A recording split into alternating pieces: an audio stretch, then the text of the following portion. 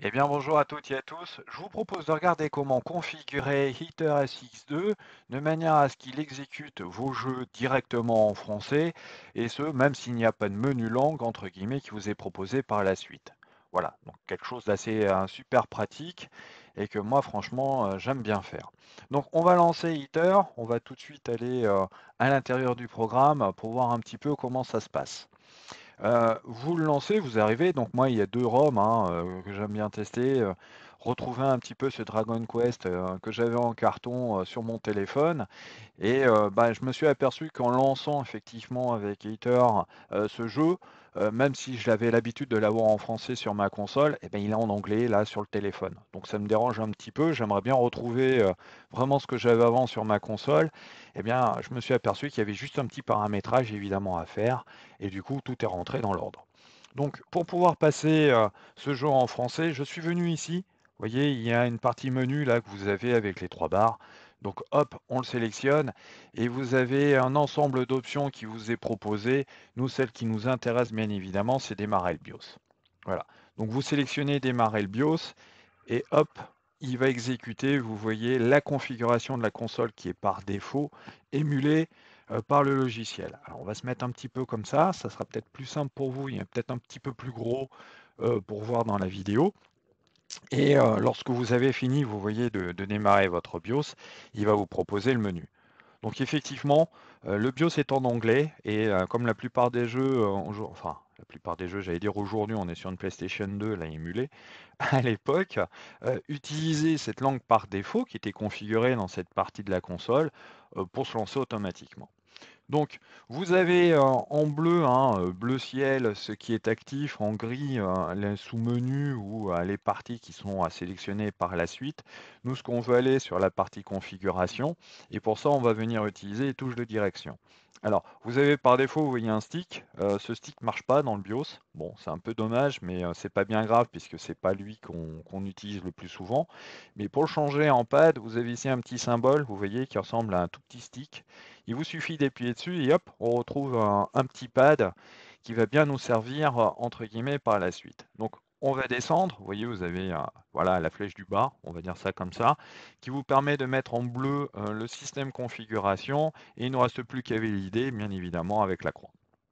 Hop, on appuie dessus et on accède, vous voyez, à tous les paramètres que possède ce BIOS. Donc là, on n'est pas intéressé vraiment par l'heure, par l'écran, par le son et par la vidéo. On descend à chaque fois, hein. Vous avez ici, vous voyez les flèches qui vous disent dans quel sens appuyer, jusqu'à ce que nous arrivons effectivement sur le paramétrage de la langue. Donc il est en anglais par défaut, il va falloir maintenant changer ça pour le passer en français.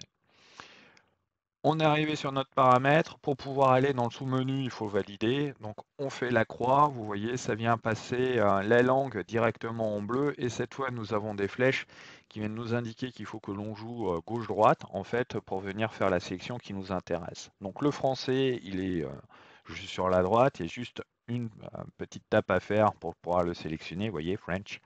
Et du coup, maintenant, si on valide ici, vous voyez, avec la croix, tout le BIOS est passé en français et ainsi, bah, vous avez compris, tous les jeux qui vont se lancer par la suite avec cet émulateur seront eux aussi en français. Vous n'avez rien de plus à faire, hein, le fait d'avoir simplement validé et de voir votre BIOS maintenant affiché, enfin, le texte affiché maintenant en français signifie que vous avez enregistré, configuré, entre guillemets, ce dernier. Donc vous avez ici, vous le voyez, un petit symbole qui est pause, mais en fait ça vous permet d'accéder au menu que l'on avait avant sur la gauche. Et vous allez retrouver une option qui nous intéresse pour sortir de ce BIOS, qui est quitter le jeu. Voilà.